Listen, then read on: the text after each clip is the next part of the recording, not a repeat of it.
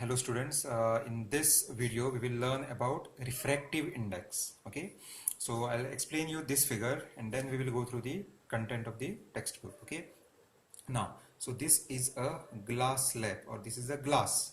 Okay, now so this is air, so medium 1 is air and medium 2 is glass. Okay, so the light ray travels here from air, it travels, it hits this surface interface, okay, the border, then it is refracted. It means instead of going straight, what happens, it bends. So it bends in medium 2, that is glass, correct. Now in medium 1, that is air, it will have some velocity, right?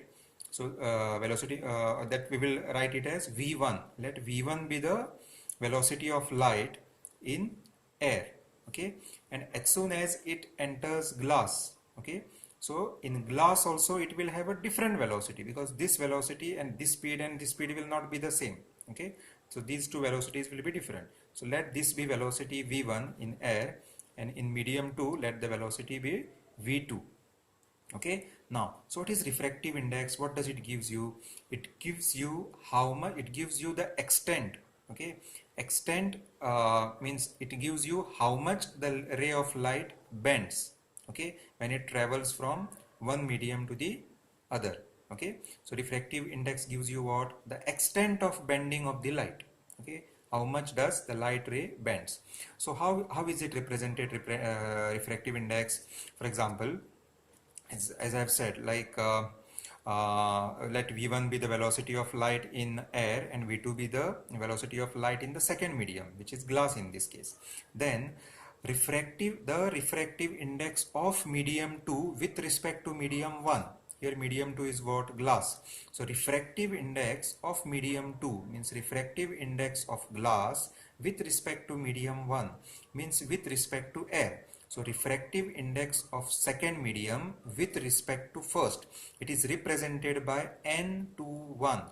So refractive index of second medium with respect to first medium is given as speed of light in medium 1 divided by speed of light in medium 2.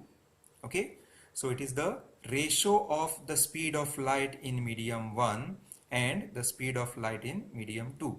Okay, the refractive index of medium 2 with respect to medium 1 is given by the ratio of the speed of light in medium 1 and the speed of light in medium 2. Okay, so n21 means what? Refractive index of second medium with respect to first medium. Okay, how to remember it? What is the last number here? N2 and then 1. So 1 is the last number. So here when you will write, remember the ratio, to write the ratio, it should be v1 upon v2.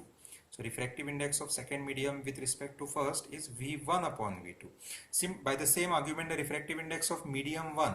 So refractive index of air with respect to glass will be n12. Refractive index of first medium with respect to second medium.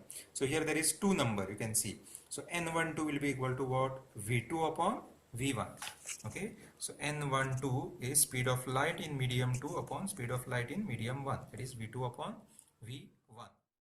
Okay, so let's learn about one more concept, that is called the absolute refractive index. Okay, so what is the absolute refractive index? It is almost same as the refractive index of second medium with respect to 1, but only difference here is the first medium. Okay, or let's take this example. This is what? This is refractive index of second medium with respect to first medium. But when the first medium is vacuum or air, then the refractive index of second medium is considered with respect to vacuum. Okay, so while finding refractive index, when medium 1 is air, then we don't write like n21. What we write? We write it as n2 only. Why? Because when we write as n2, it means the second medium. The second medium could be glass or water or anything. We just write n and the second medium. We don't write 1, because we know that when we don't write 1, it is assumed that that medium 1 is vacuum or air. Okay, so when the medium 1 is vacuum, if medium 1 is vacuum or air, then the refractive index of medium 2 is considered with respect to vacuum, and it is called absolute refractive index of the medium. Okay, it is simply represented as N2.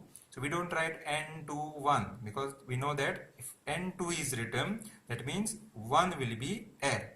Okay, so if c is the speed of light in air and v is the speed of light in medium, and the refractive index of medium, here for medium we have taken it as Nm.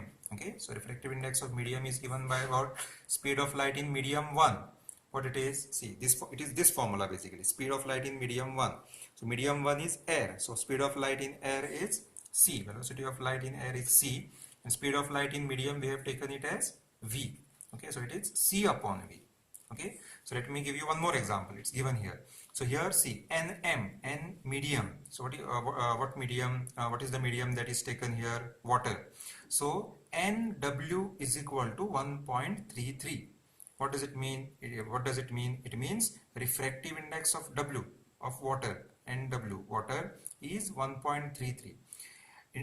What does it mean in turn?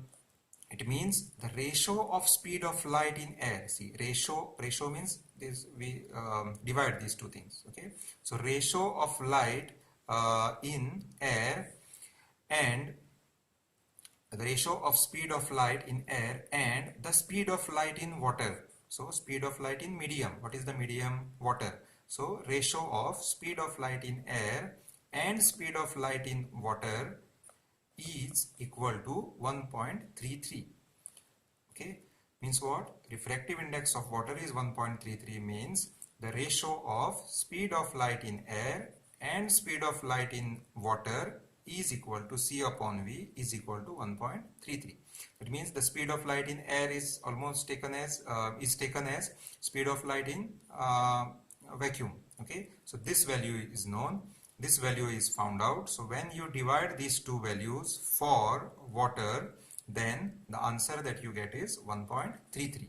Okay. Similarly, the refractive index of crown glass Ng is 1.52. Okay, you don't have to memorize all these values. The refractive index is given, but this is just an example to explain the absolute refractive index.